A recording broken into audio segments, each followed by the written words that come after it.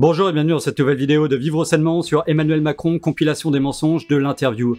Aujourd'hui, je vais très vite passer sur l'intro car la vidéo est beaucoup plus longue que prévu, mais ça va vraiment cartonner. Alors faites chauffer les popcorn. Je vous invite à partager cette vidéo un max sur tous les réseaux sociaux pour éviter la censure. D'ailleurs, à ce sujet, je vous invite tous sur Odysée. Pour ceux qui ne connaissent pas encore Odysée, c'est comme YouTube mais sans absolument aucune censure. Et avec des récompenses pour aider tous vos créateurs favoris. Regardez dans la description, je vous ai mis le lien ci-dessous pour pouvoir vous inscrire. Alors venez nous rejoindre, nous sommes déjà plus de 35 000 sur ma nouvelle chaîne Odysée et de plus en plus de youtubeurs nous rejoignent tous les jours. Je vous remercie aussi de votre aide pour ma cagnotte Tipeee et ma cagnotte Paypal pour mes vidéos quand elles sont démonétisées. Alors Monsieur le Président, est-ce que l'on perd le contrôle? Nous n'avons pas perdu le contrôle, nous sommes dans une situation qui est préoccupante et qui justifie que nous ne soyons ni inactifs, ni dans la panique. Nous avons appris de la première vague. Notre pays a subi cette vague de plein fouet. Un rapport d'ailleurs vient d'être rendu qui fait l'analyse de ce qu'on a bien fait, moins bien fait, mais qui a frappé toute l'Europe, le monde entier même. Nous avons eu, durant cette première vague, 30 000 victimes.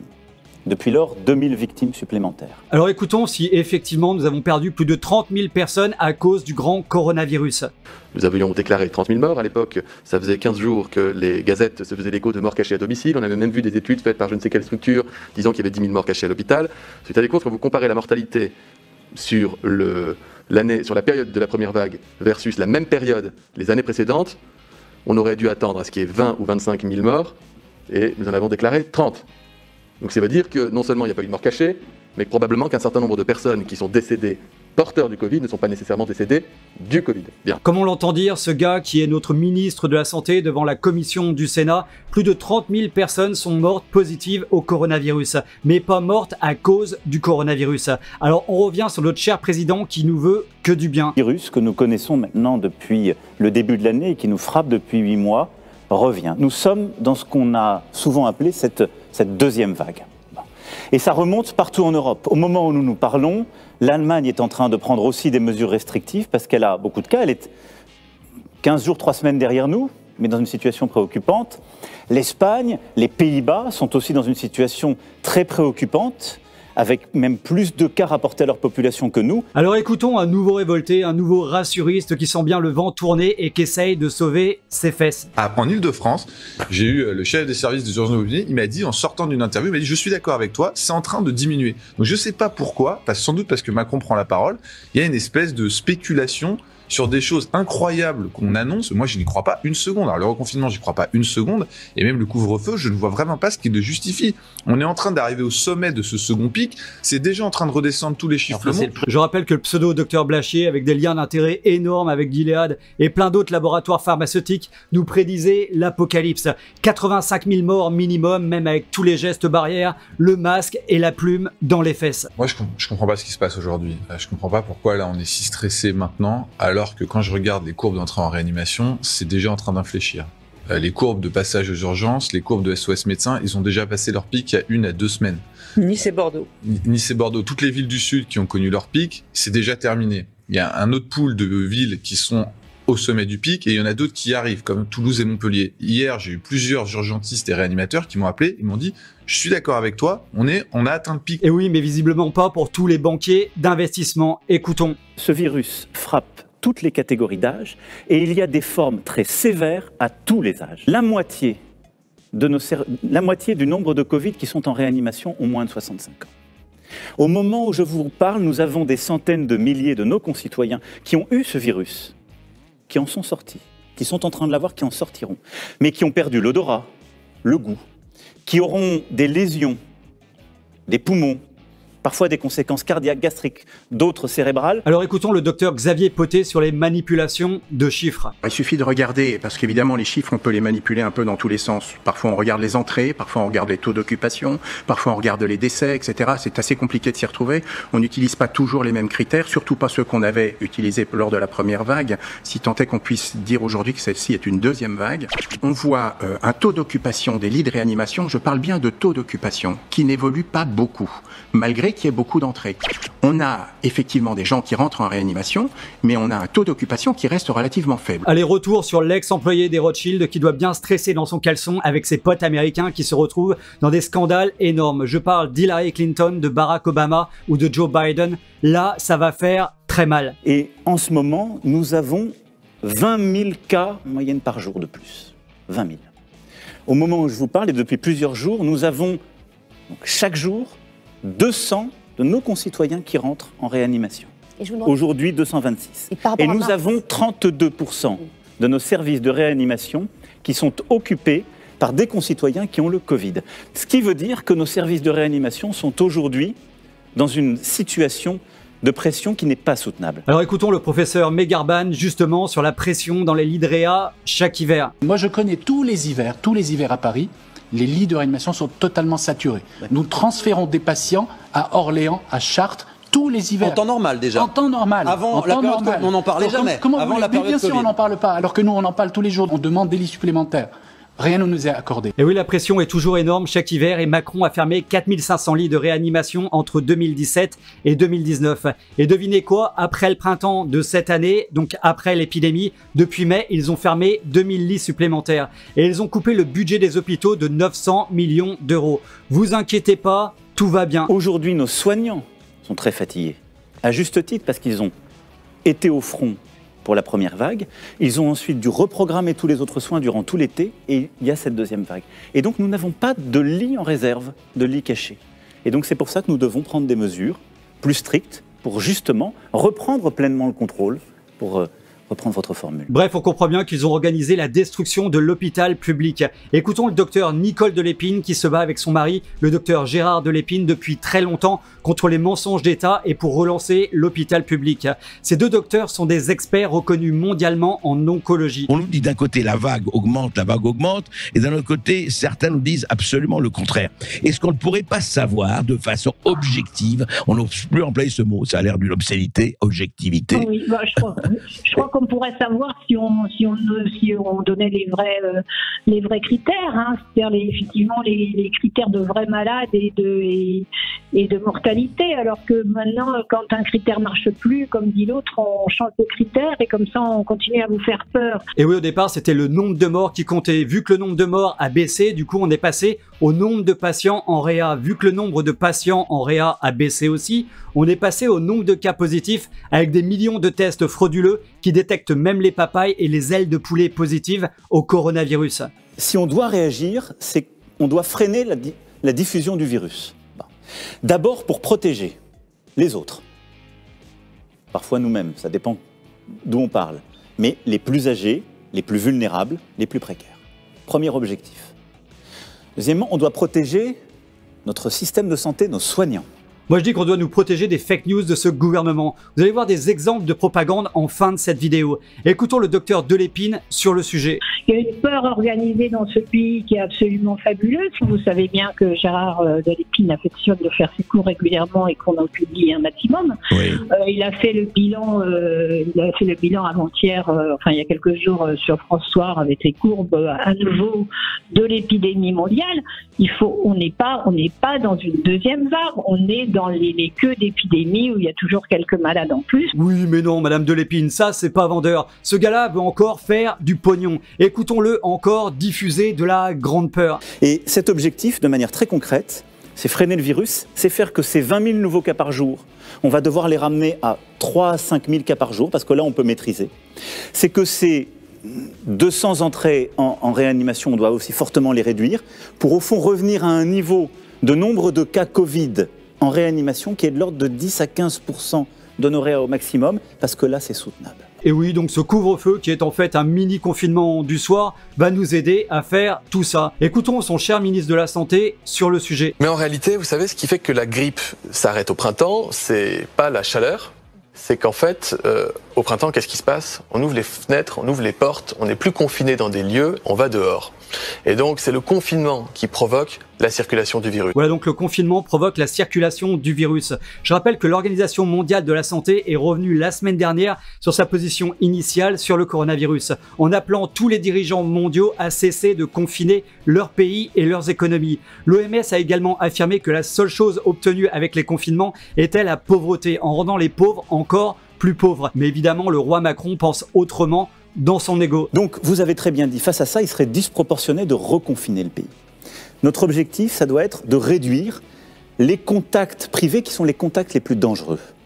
C'est-à-dire les moments, un peu de relâchement, on va se retrouver avec des gens qui ne sont pas dans notre cellule familiale et où on va, c'est ce qui est souvent des moments de convivialité, il faut bien le dire, c'est ça qui est cruel dans la gestion de cette maladie, des moments où on risque de s'infecter parce qu'on va être trop proches les uns des autres pendant une certaine durée. Oui, donc en fait, s'il n'utilise pas le mot confinement, le couvre-feu est quand même un confinement. La restriction de sortir et de voir ses amis est un confinement. Écoutons le docteur Robert Sebag. Avant d'installer un couvre-feu, nous serions heureux de connaître l'évaluation de ce qui a été fait sur la fermeture des bars et des restaurants, par exemple à Marseille. Oui. Ça fait 15 jours, j'aimerais savoir quelle a été l'influence de cette décision. Quelle a été l'influence de la décision 22h, fermeture des bars à Paris depuis une semaine. On l'a pas. Avant d'instaurer, il faut dire, ben voilà, c'est un échec, on a essayé ça, ça marche pas, on va aller plus loin. Moi, je l'ai pas, cette évolution. Mais c'est un échec manifeste. Et oui, il y a absolument aucune étude des résultats sur la fermeture des bars et restaurants après 22h. La seule étude disponible vient de l'imagination de Macron, ex-banquier d'investissement des Rothschild, et des conseils scientifiques grassement rémunérés par des liens d'intérêt avec les laboratoires pharmaceutiques. Robert, il faut trancher. Oui, mais en tant que responsable de santé, moi je vois arriver des dépressions, je vois arriver des troubles du sommeil, extrêmement importants. J'ai peur qu'il y ait aussi une vague de suicide. Pardon de parler comme ça. Donc il faut trouver effectivement cet équilibre entre les deux. Et moi je pense que pour trouver cet équilibre, il faut changer ceux qui nous dirigent. Ça semble juste évident. Et donc oui, ce qu'on appelle le couvre-feu est une mesure qui est pertinente. On en a vu la pertinence très concrètement en Guyane. C'est ce qu'on a fait en Guyane, ça a permis de ralentir les choses. Mais le ralentissement des contacts sociaux, c'est ce qui nous a permis d'être efficaces en Mayenne, c'est ce qui nous a permis d'être efficaces en Guadeloupe, qui a été très durement touchée et qui est en train de réussir à réduire justement la circulation du virus. Alors regardons en Suède les mesures de confinement avec des couvre-feux et des mesures de restriction encore plus importantes qu'en France.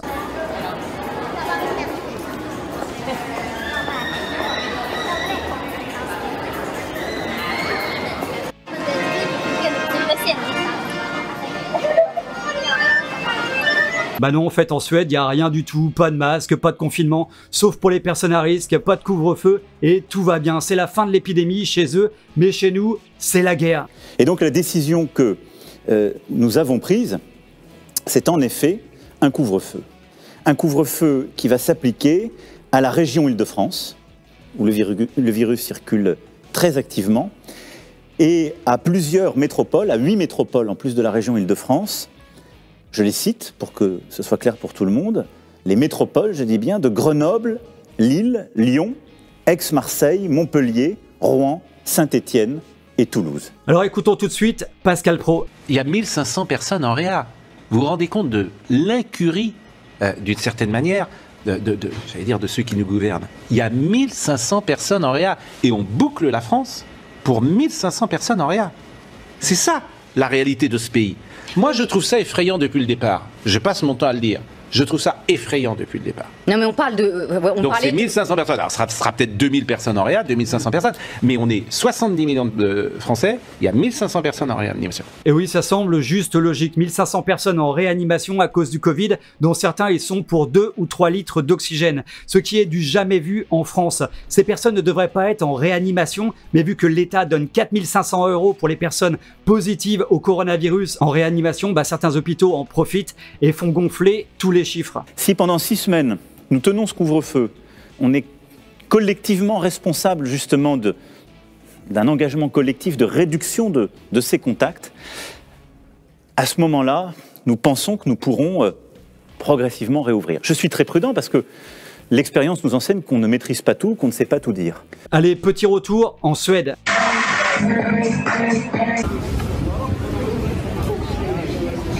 Et retour dans la terreur. Et au fond, ce qu'on veut surtout attraper, si j'ose dire, à travers cette mesure de couvre-feu, c'est tout ce qui a fait progresser le virus dans ces régions, c'est-à-dire les rendez-vous, entre guillemets, privés, les parties, les anniversaires, les moments de convivialité, on se retrouvait à 50 et 60, des soirées festives, malheureusement, parce que ce sont des vecteurs d'accélération de ce virus. Alors regardons ce qu'en dit Monique, le logiciel des autorités sanitaires pour traquer les clusters. On voit très bien que les clusters sont principalement créés très largement dans les entreprises, les milieux scolaires et universitaires et les établissements de santé. Les événements publics ou privés arrivent seulement en 4e position. Donc ce que nous dit encore Macron est un pur mensonge. Regardons ce qui se passe dans une fac où le danger est 2 fois plus important que dans tous les événements publics et privés, pourtant beaucoup plus nombreux. C'est incroyable. Hein?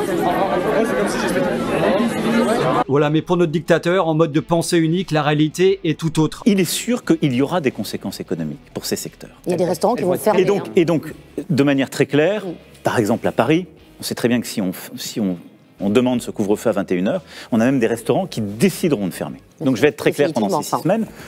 D'abord, on y reviendra sans doute quand on parlera d'économie, mais le chômage partiel à plein, c'est-à-dire 100% pour l'employeur, va être réactivé pour tous ces secteurs. Écoutons le bon sens d'Alexis Poulain.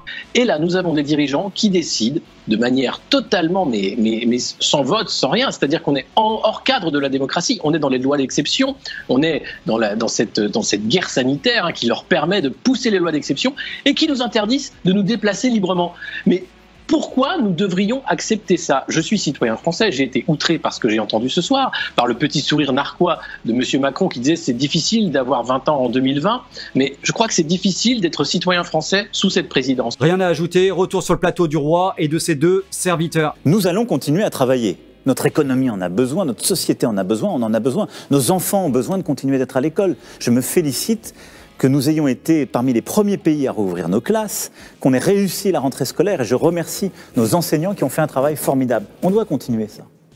On doit continuer de pouvoir aller au travail dans tous les secteurs, pour soigner, pour faire tourner notre industrie, nos services, et notre pays a besoin de ça.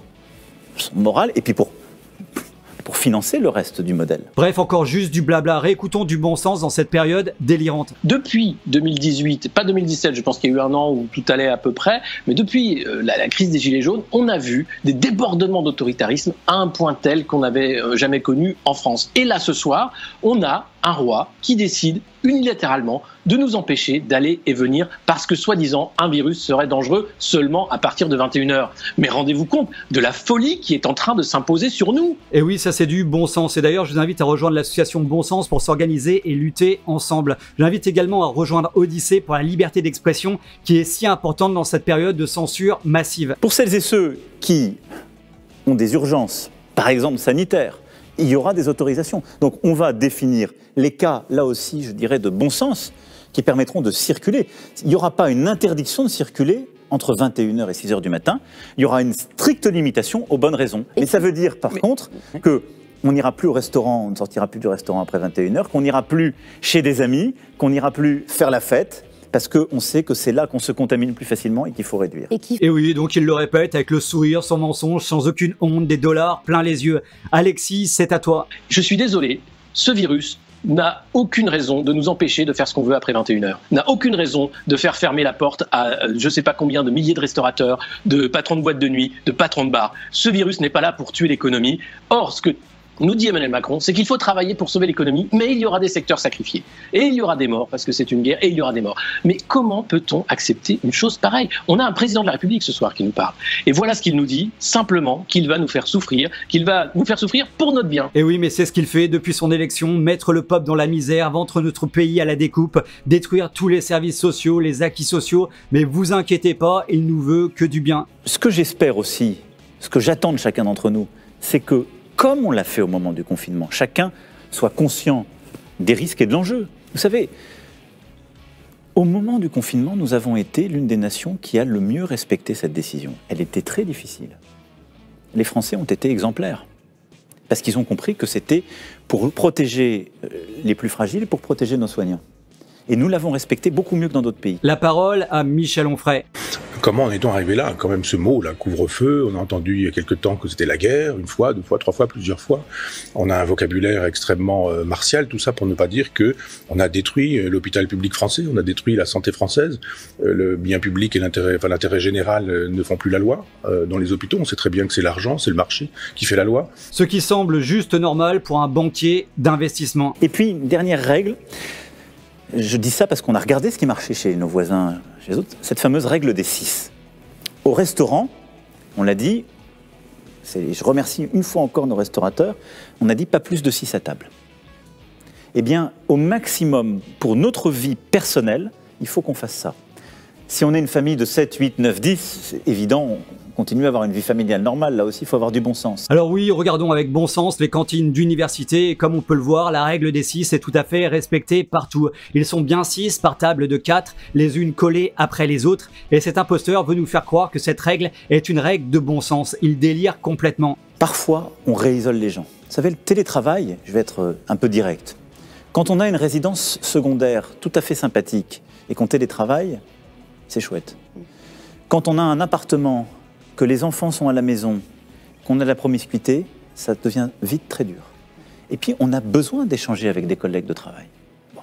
Donc, il faut là aussi du bon sens. Donc, merci pour la pub, cher président. Abonnez-vous tous à l'association Bon Sens, l'association où nous allons tous nous regrouper pour faire bouger tous ces imposteurs sur leurs pieds d'argile. C'est à vous, docteur Nicole Delépine. Probablement la pire conséquence, non pas même des malades du Covid, du cancer ou autre chose, mais des malades psychiatriques dans les années à venir, parce que ça fait des stress post-traumatiques pas possibles chez les gens. Donc ça me paraît tragique. Et alors que quand même, clairement, si on est un peu honnête, si on regarde les courbes, si on prend les critères OMS, critères Santé France, les critères OMS, etc., on voit bien qu'on n'a pas de vague. Oui, mais sinon, comment on enrichit ceux qui sont déjà gavés de pognon pendant que le peuple crève la dalle? Et puis, il faut bien habituer les gueux à devenir des esclaves de ce système. Pour traiter ces tests en moins de 2 jours, parce qu'au-delà de 2 jours, c'était de l'argent jeté par les fenêtres. Alors, vous avez raison, on a rencontré des vraies difficultés sur ce sujet. Je crois qu'il faut le dire et les partager. Pourquoi? Parce on s'était donné des moyens et on a plutôt suivi la trajectoire des moyens qu'on s'était donnés. On est aujourd'hui l'un des pays qui teste le plus en Europe. Pas forcément le plus efficacement. Non, mais je vais revenir pourquoi, parce que ça, c'est les techniques de test. Alors non, c'est pas des techniques de test, c'est de la fraude. On amplifie des échantillons au-delà des 35 cycles, ce qui est juste pour augmenter le nombre de cas positifs. Car au-delà de 35 cycles, le virus est mort dans l'organisme. Je voudrais dire quand même quelque chose sur les tests, ces fameux tests français. Oui. Parce qu'il faudrait quand même écouter les gens compétents sur les tests. D'abord, la personne qui a inventé ces tests PCR, je ne sais plus comment ça s'appelle, Cariboulis, non, je sais pas, je peux vous redonner le nom. En tout cas, a dit que ce n'était absolument pas un test destiné à dépister les contagieux. Ni les symptomatiques. Mais bon, c'est utile pour brandir le cadavre de la peur. Rappelez-vous la polémique qu'on a eue à la rentrée sur les masques, est-ce qu'il fallait que ce soit gratuit ou pas à l'école? On l'a rendu gratuit pour tous les enfants de familles modestes ou les plus précaires. Des millions. Parce que c'était pas gratuit pour tout le monde, on a eu des polémiques. Vous pensez que la solution, c'était de rendre payant le test? Moi, je crois pas. C'est de prévoir les moyens pour analyser les tests. J'assume totalement qu'on ait en effet rendu le test gratuit. Et oui, gratuit, car on ne le paye pas sur le moment, mais qui le paye au final, c'est nos impôts. Et donc le gars, il assume complètement de gaspiller plus de 500 millions d'euros de notre argent public pour des tests qui ne sont pas fiables dans 95% des cas, selon les études. Est-ce qu'à un moment, on va avoir aussi en France un débat sur l'usage qui est fait de cet argent collecté en quantité de plus en plus importante? Les dépenses de santé, c'est 3 600 € par Français et par an. Nous sommes le pays, c'était encore écrit dans les journaux aujourd'hui, le champion du monde des dépenses de santé dans l'Union européenne. 11% du PIB, record avec l'Allemagne. Et oui, on dépense énormément dans la santé, autant qu'en Allemagne. Donc normalement, on devrait avoir un système de santé beaucoup plus robuste qu'en Allemagne, vu qu'ils ont 85 millions d'habitants et nous, moins de 70 millions. Mais en fait, non, et écoutez, pourquoi? Sauf que nous, la différence, c'est qu'on sait qu'une partie très importante de ces dépenses, ça passe dans de l'administration. Ça passe dans des, en fait, c'est des tuyaux qui servent à rien. Je suis désolé. L'Allemagne a un système privé énorme. C'est pas des soins, c'est pas de l'usage thérapeutique efficace. Nous, on perd de l'argent dans toutes ces tuyauteries. Enfin, on a vraiment un grand problème d'État, de fonctionnement, d'incapacité. Et oui, une grosse partie de cet argent, environ 50 milliards d'euros, passe dans des systèmes administratifs totalement inutiles, comme les ARS, qui au final ne servent à rien, sauf à mettre des bâtons dans les roues du vrai personnel soignant. On doit progressivement aller vers une stratégie qui est partout dans notre pays, tester, alerter, protéger. C'est la clé de la stratégie qu'on doit faire monter en puissance tout le mois de novembre et en décembre. Parce que nous en avons jusqu'à l'été 2021, au moins avec ce virus, tous les scientifiques sont clairs. Et donc si on ne veut pas faire tout le temps des blocages, redémarrages, il faut qu'on arrive au fond à beaucoup mieux suivre ce virus. Et oui, car ce gars et ses conseils scientifiques ont encore regardé dans leur grande boule de cristal. Que l'épidémie a changé. Pourquoi? Parce qu'on soigne mieux.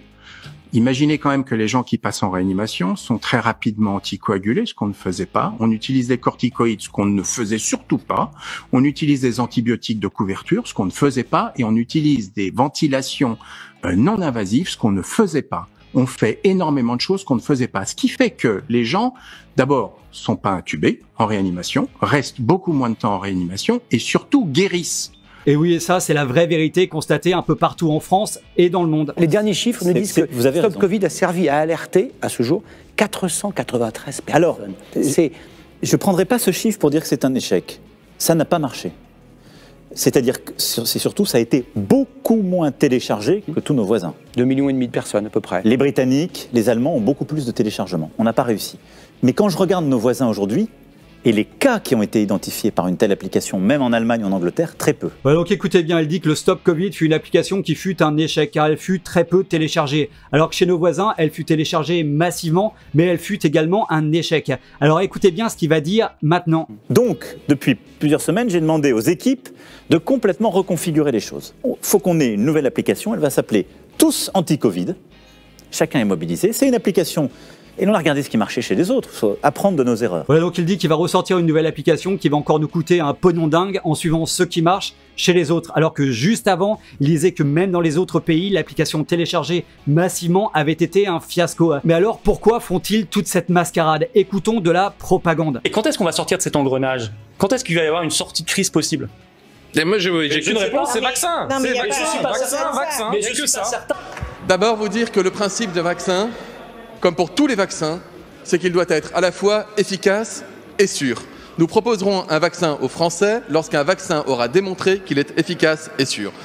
Nous avons commencé avec 4 pays, à l'initiative de la France, de l'Italie, de l'Allemagne et des Pays-Bas, à contractualiser un pré-contrat avec un laboratoire anglais pour une première commande de vaccins qui pourrait être disponible dans les prochains mois. Voilà, donc tout le monde a bien compris qu'ils veulent vraiment nous vendre ce foutu vaccin. C'est clairement leur objectif, malgré un nombre de morts qui est très bas. Même au niveau mondial, on a 9 fois plus de morts de faim dans le monde chaque année que du coronavirus. Alors que pour les morts de faim, on a un vrai traitement. Je pense qu'il faut, dans le pays des Lumières et de Pasteur, qu'on arrête d'avoir des espèces de débats permanents sur les faits ou la vérité scientifique. Il y a un conseil scientifique qui joue un rôle essentiel.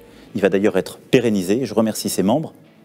Mais voilà, on a quelques certitudes. Il faut s'en donner aux faits et pas dire chaque jour « ceci n'est rien, on peut faire comme ça ». Donc, si on se base sur les faits, on peut dire « c'est grave, c'est sérieux », mais se mobiliser.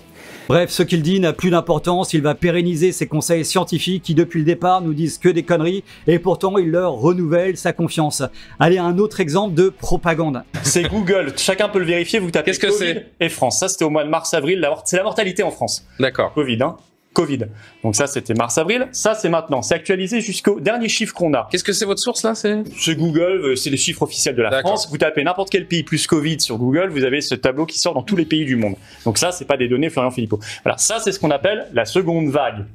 Hein, donc je dis pas qu'il y a rien, Et peut-être que derrière il y aura bien pire parce que moi je ne sais pas si la maladie est saisonnière. Voilà, donc je confirme que cette courbe est la courbe officielle du nombre de morts positifs au coronavirus en France. C'est une courbe officielle des données officielles du gouvernement. Alors écoutez bien comment vont réagir les pseudo-journalistes de plateau. Intervenir sur votre papier.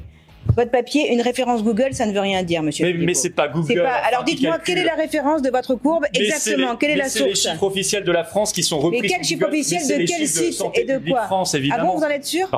Je ne crois pas, monsieur Philippot. Cette courbe, elle ne ressemble pas à ça. Donc il faut faire attention parce que là, vous faites de la... les gens en direct peuvent taper sur leur ordinateur ou leur téléphone. Il faut être précis. Alors la Elvis Presley au féminin est une journaliste et elle ment clairement sur cette courbe qui est juste une évidence mais que l'on nous montre sur aucun plateau de propagande. Car c'est évident qu'en regardant cette courbe, il n'y a pas de seconde vague comme au printemps. La raison d'espérer, je vais vous dire, c'est que nous sommes en train de réapprendre à être pleinement une nation.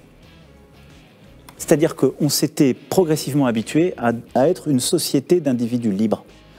Nous sommes une nation de citoyens solidaires. Nous ne pouvons pas nous en sortir si chacun ne joue pas son rôle, ne met pas sa part. Voilà la clé. Et donc, je le dis très clairement, le message que je suis venu passer ce soir, c'est que j'ai besoin de chacun d'entre vous. Allez, un petit résumé de l'interview de l'imposteur. Le grand oublié de l'interview, c'était les chiffres. Combien de personnes ce soir en réanimation? Combien de personnes ce soir sont mortes? Quel était leur âge? Quelles étaient leurs conditions de comorbidité? Qui tue ce virus? Quel est le danger réel?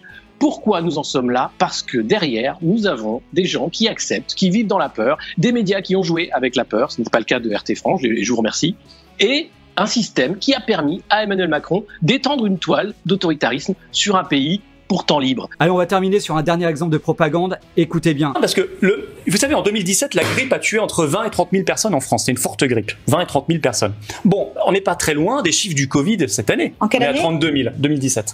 On est à 32 000 personnes mortes de la grippe en 2017. 20 à 30 000 personnes, c'était une forte grippe en 2017. Là, on est à 32 000 aujourd'hui. Donc, on n'est pas très loin. Or, un mort de la grippe vaut pas moins qu'un mort du Covid. Et oui, il a tout à fait raison sur les chiffres, mais évidemment, cette information détruit la frayeur que les médias collabos essayent de propager. Alors, écoutez attentivement leur réaction de manière collective, comme une meute de loups qui attaque une brebis. Docteur Hamon, il y a eu 20 à 30 000 morts de la grippe en 2017? Attends, est-ce que je peux finir? Juste oui ou non? Juste oui ou non? Est-ce que je peux finir? Mais monsieur Philippot, on ne peut pas vous laisser dire n'importe quoi. Monsieur Hamon pense qu'il veut. C'est pas. Il y a combien de morts? Morts de la grippe, mais qu'est-ce que vous racontez? Monsieur Hamon me contredira évidemment. C'est le même nombre que le Covid. 5 000 morts.